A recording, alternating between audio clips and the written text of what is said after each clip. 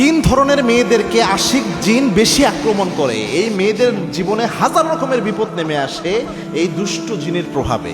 অনেক মেয়েরা এটা জানে না এবং এগুলাকে অনেকে বিশ্বাসও করতে চায় না। মনে রাখবেন, পবিত্র কোরআনে সূরা জিন নামে আল্লাহ একটা সূরা নাজিল করেছেন। আর জিনকে যদি কেউ অস্বীকার করে, তাকে যারা জিনের ভালো পারে তাদের কাছে নিয়ে যাবেন, দুই চারটা চটকানা দিলেই বুঝতে পারবে যে জিন কি জিনিস। এই জন্য মারাত্মক একটা বিষয়, একটু বোঝার চেষ্টা করেন। অনেক বোনেরা এই মিস্টেকগুলো করেন, যার কারণে অনেক ধরনের বিপদ হয়, কিন্তু বুঝতে পারেন না এটা কী কারণে হচ্ছে। আল্লাহর হাবিব সাল্লাল্লাহু আলাইহি ওয়াসাল্লাম এই জন্য এই জিনদের ব্যাপারে সতর্ক করেছেন। আল্লাহ হাবিবের কাছে জিনরা অনেক সময় এসেছো, এই জন্য জিনের ব্যাপারে একটু সতর্ক থাকতে হয়। অল্প কিছু নিয়ম মেনে চললেই সমাধান হয়ে যাবে। এক নাম্বার হচ্ছে, মেয়েদের যে অসুস্থতা হয়, মান্থলি অসুস্থতা, এই সময় সবচেয়ে সতর্ক থাকতে হবে। যে মেয়েরা এই সময় অত পরিষ্কার থাকে না, পরিচ্ছন্ন থাকে না, যেখানে সেখানে এই জিনিসগুলো ফেলে দেয়, নোংরা জিনিসগুলা, এই মেয়েদের সাথে যেহেতু তাদের এই নোংরামের কারণে বা অপরিষ্কার থাকার কারণে অনেক সময় এদেরকে আশিক জিন পেঁচিয়ে ধরে।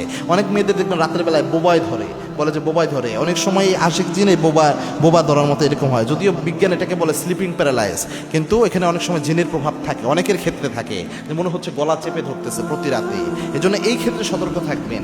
এই যে আপনার মান্থলি যে অসুস্থতা রয়েছে, এই সময় সতর্ক থাকার চেষ্টা করবেন।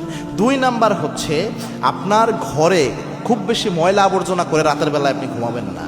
অনেকে রয়েছে থালা বাসন এলো মেলো করে ওই অবস্থায় খেয়েছে, একদম সব ওপেন রেখে ওইভাবে ঘুমায় যায়। আলী রাদিয়াল্লাহু আনহুর জামানায় একবার এক মহিলা আলী রাদিয়াল্লাহু আনহুর কাছে এসে বললেন, হে খলিফা, আমার ঘরে আমি কোনো বরকত পাই না।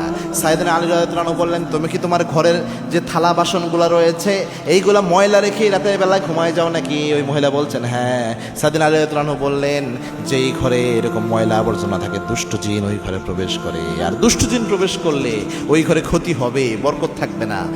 দুষ্ট জিন সব খাবার দাবার সব কিছুতে মুখ দেয়, এই জন্য বরকত কমে যায়। এটা আলাদা ধরনের একটা ঘটনা পাওয়া যায়, যদি অনেকে এটা দুর্বল বলেছেন, তবে এটা কিন্তু সত্য যে দুষ্ট জিন ঢুকলে বরকত কমে। এখন ঘরকে পরিষ্কার পরিচ্ছন্ন রাখবেন। ময়লা জিনিসপাতি যদি ধুইতেও না পারেন, মিনিমাম উল্টায় রাখেন অথবা কিছু দিয়ে ঢেকে রাখেন।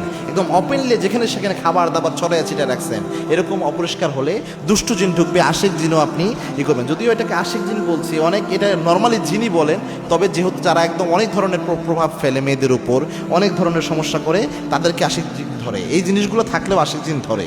তিন নাম্বার হচ্ছে, যেই মেয়েরা রাতের বেলায় বা সকালবেলা শরীর বন্ধের দোয়া পড়ে না। মেয়েদের কিন্তু এটা খুব জরুরি ভাই, যে তারা শরীর বন্ধ করবে। মেয়েদের উপর বেশি টার্গেট করে দুষ্ট জিনরা। এই জন্য মিনিমাম আয়াতুল কুরসির আমল বা 3 কুলের আমল এটা অবশ্য করতেই হবে।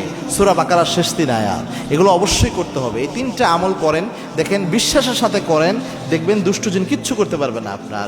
আশিক জিন বলেন আর জায়েজ জিন বলেন, কিচ্ছু ক্ষতি করতে পারবে না যদি কনফিডেন্ট থাকে আপনার। আর মনের মধ্যে দুর্বলতা আছে, আমলের ব্যাপারে বিশ্বাস কম, তখন আমল কিন্তু কাজ করে না।